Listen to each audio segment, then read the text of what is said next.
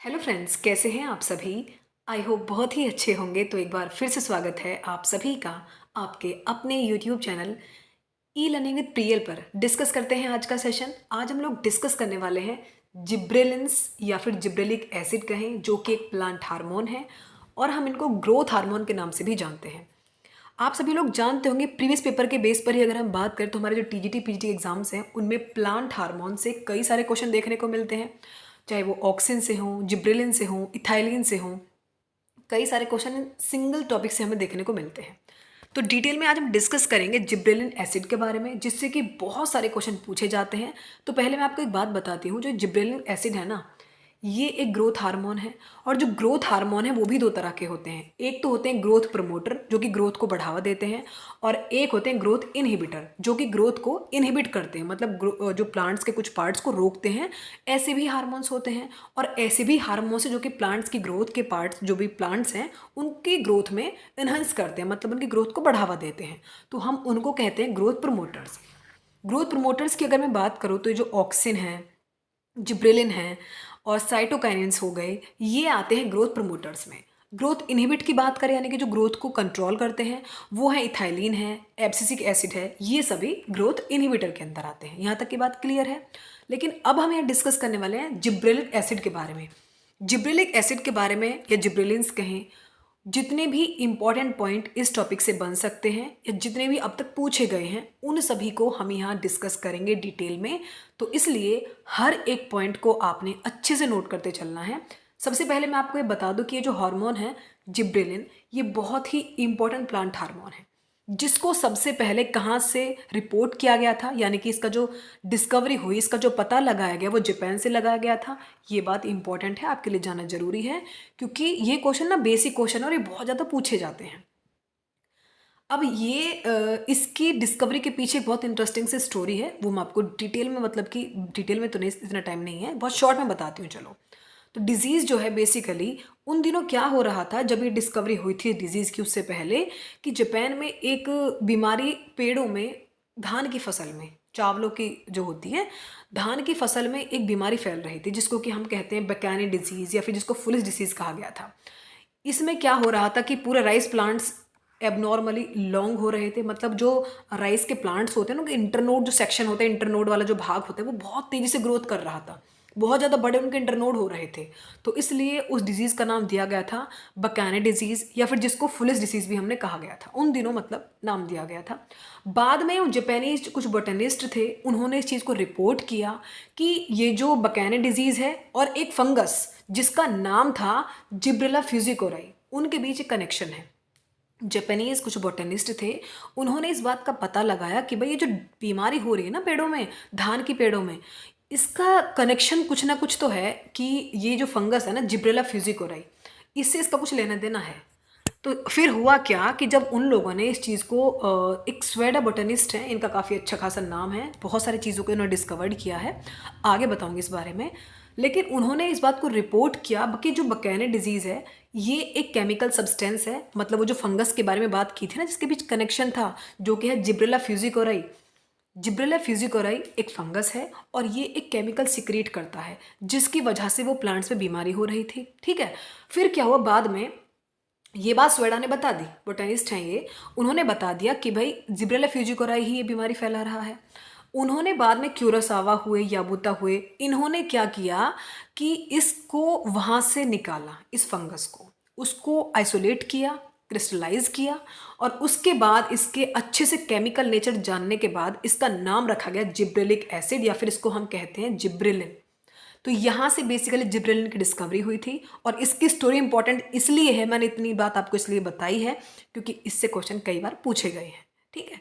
तो ये बेवजह की बातें नहीं थी, इंटरेस्टिंग तरीके से इसलिए बताया गया है क्योंकि इससे कई सारे क्वेश्चन बनते हैं। तो इसलिए हर एक पॉइंट को नोट करते चलना है आपने। नेक्स्ट अगर बात करें कि जिब्रेलिन जो है, इसका नेचर की अगर हम बात करते हैं, तो भाई इसके अंदर गिबेन रिंग होती हैं।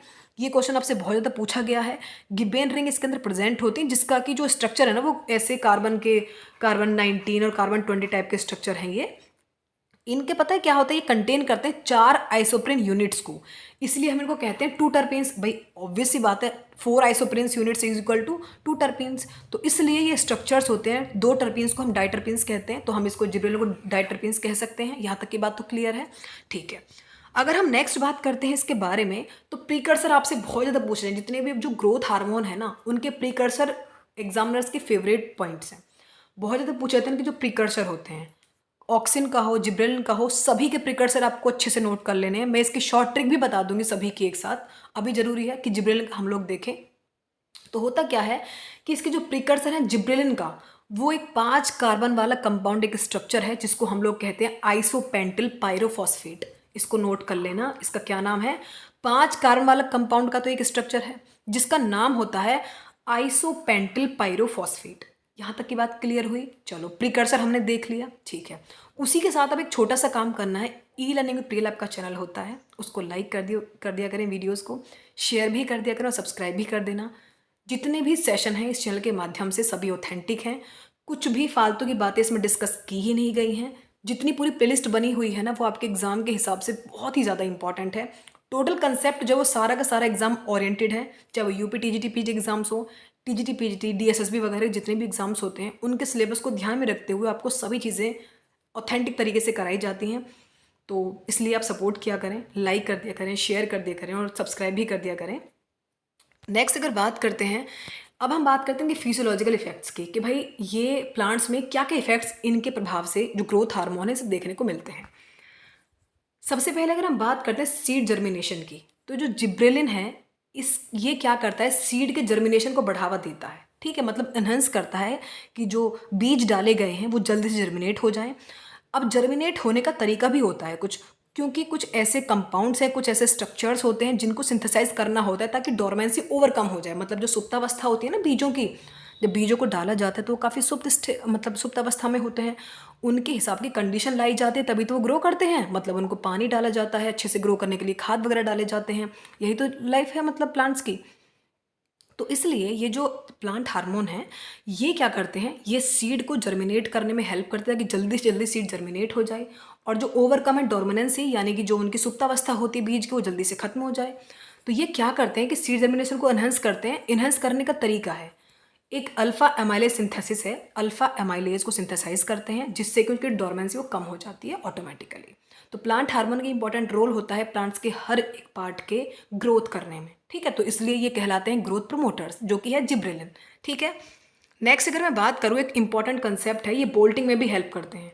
अब आप ये बात जानते भी नहीं होंगे शायद कुछ लोग तो, कि बोल्टिंग होता क्या है। ये जानते होंगे तो बहुत अच्छी बात है। बोल्टिंग पता है क्या है, यदि आप कोई ठंड की फसल है, ठंड में उगने वाली कुछ ऐसे फसल होती हैं, अगर हम उनको गर्मियों में उगाएं, ठंड की उगने वाली फसल को हम गर्मियों में अगर उगाते हैं, तो होता क्या है, टेम्परेचर ज़्यादा होने की वजह से बीज जो है वो प्लांट में बहुत जल्दी ग्रोथ करने लगते हैं। मतलब प्लांट से पहले प्लांट ग्रो तो करता है, लेकिन जो उनके सीड होते हैं ना वो बहुत जल्दी से ग्रो करते रहते हैं। यही जो प्रक्रिया है इसको हम लोग कहते हैं बोल्टिंग, जो कि हेल्प करता है प्लांट को। बोल्टिंग वही प्रोसेस है कि जो बीज होते हैं वो बहुत जल्दी से ग्रो करने लगते हैं। तो जिब्रेलिन एसिड जो है ये एक ऐसा प्लांट हार्मोन है जो कि उनको बोल्टिंग में हेल्प करता है, ठीक है। नेक्स्ट अगर हम बात करते हैं overcoming genetic dwarfism. For example कोई ऐसे प्लांट्स हैं कि जिनकी जेनेटिकली ड्वार्फिज्म, फॉर एग्जाम्पल कोई राइस का प्लांट है, उसका जिससे वो प्लांट हुआ है वो भी अगर बौना रह गया है, तो उसकी जो आने वाली जितनी फसल होंगी तो वो भी बौनी ही रहेंगी। लेकिन ऐसा नहीं होता, यदि आपने बहुत छिड़काव किया है ना जिब्रेलिन का, तो इससे जो जेनेटिक ड्वार्फिज्म है वो भी कम हो जाता है। If gibberellin acid spread on the single gene dwarf plants, single gene dwarf plant जो उनको पर अगर यदि आप प्लांट हार्मोन जिब्रेलिन का छिड़काव अगर करते हैं, तो जेनेटिक ड्वार्फिज्म भी कम हो जाएगा, प्लांट्स काफ़ी लंबे होने लग जाएंगे। और ये प्रक्रिया अपनाई जाती है हमारे जो मक्का की खेती होती है, मटर की खेती होती है, उसमें ये चीज़ें अपनाई जाती हैं ताकि जो जेनेटिक ड्वार्फिज्म वो चीज़ें ओवरकम हो जाए, है ना। नेक्स्ट अगर बात करते हैं इंडक्शन ऑफ मेलनेस, मतलब जो फीमेल प्लांट्स हैं, फीमेल प्लांट्स पर मेल फ्लावर्स बहुत तेज़ी से प्रोड्यूस्ड हो जाते हैं यदि आप उन पर छिड़काव करते हैं ग्रोथ हार्मोन्स का।